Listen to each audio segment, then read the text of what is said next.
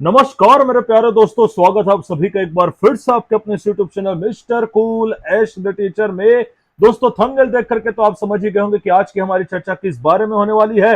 तो बिना समय गवाए चर्चा को प्रारंभ करते हैं। दोस्तों इसके पहले अगर आप चैनल पर नए तो शिक्षा विभाग से जुड़ी हुई सारी ऑथेंटिक जानकारी सबसे पहले और सबसे तेज प्राप्त करने के लिए आप सब्सक्राइब कर सकते हैं आपके अपने mister cool S the teacher के चैनल को।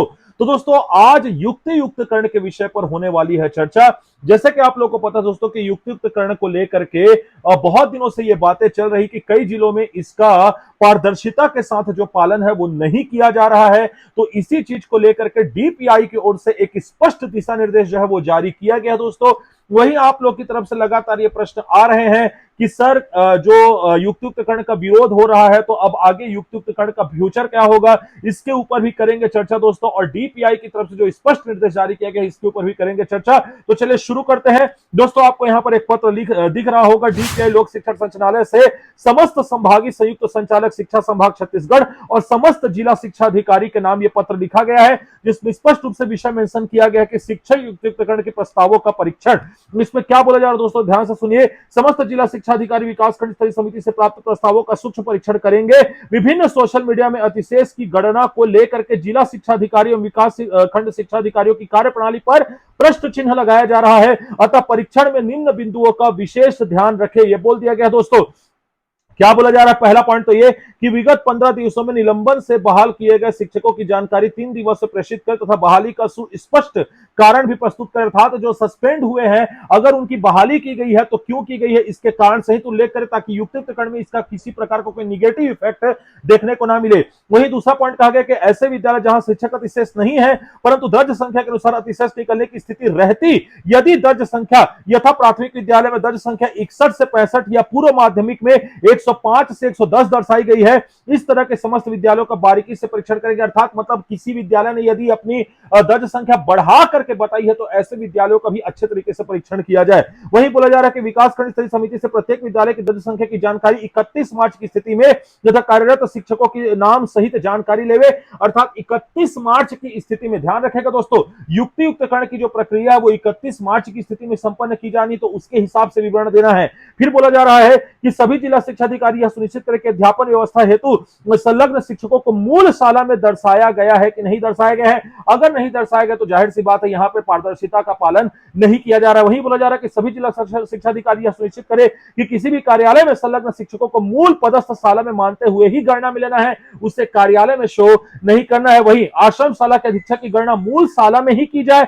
विकास खंड स्तरीय समिति से प्राप्त रिक्त पदों का मिलान कर लेवे। शिक्षक विहीन एकल शिक्षक एवं जहां शिक्षकों की आवश्यकता अधिक है ऐसे विद्यालयों का भी अच्छे से परीक्षण कर लेंगे। पूरी प्रक्रिया का पारदर्शिता से पालन सुनिश्चित करें तथा दोषी पाए जाने वाले अधिकारी कर्मचारी के विरुद्ध कठोर कार्यवाही प्रस्तावित करें।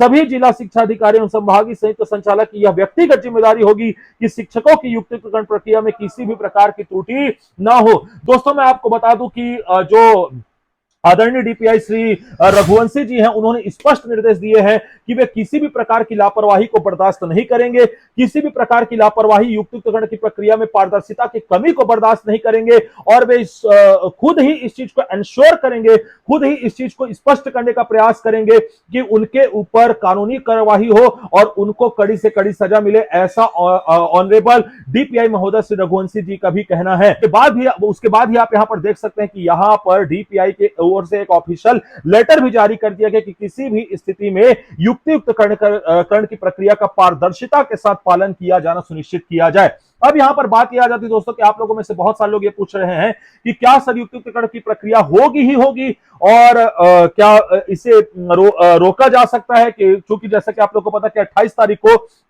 बहुत सारे जो मतलब शिक्षक संघ है वे इस चीज को लेकर के अपना पक्ष रखने के लिए जा रहे हैं। तो क्या युक्तिकरण की प्रक्रिया रुक जाएगी? देखिए दोस्तों, अभी ये कहना बहुत ही जल्दबाजी होगा और मुझे जहां तक के लगता है कि युक्तिकरण की प्रक्रिया को लेकर के सरकार यहां पर बहुत ही सीरियस नजर आ रही है। इसीलिए आप देख भी पा रहे हैं कि डीपीआई की ओर से लगातार पहले स्पष्टता भी जारी किया गया, फिर उसके पहले आपने देखा जनसंपर्क विभाग की ओर से स्पष्टता जाहिर की गई, फिर उसके बाद मैंने ही आपको अपने वीडियो के माध्यम से ही बताया था कि कैसे शिक्षा विभाग की ओर से ही पूरे 9 9 प्रश्नों के उत्तर के साथ स्पष्ट किया गया कि किस प्रकार से युक्तिकरण की प्रक्रिया किसी प्रकार से किसी पद को समाप्त करने वाली प्रक्रिया, किसी शाला को समाप्त करने वाली प्रक्रिया नहीं है।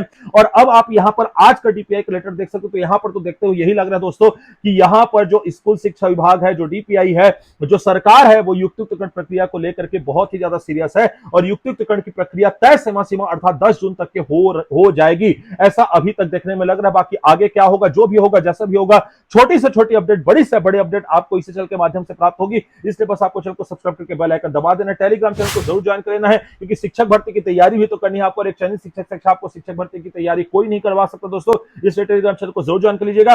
अपनी किसी प्रकार की क्वेरीज को मुझसे शांत करने के लिए इंस्टाग्राम पर जरूर फॉलो करिएगा। मैं मिलूंगा आपसे नेक्स्ट वीडियो, तब तक के लिए आप अपना और अपने से जुड़े लोगों का बहुत अच्छे से रखिएगा ख्याल। धन्यवाद।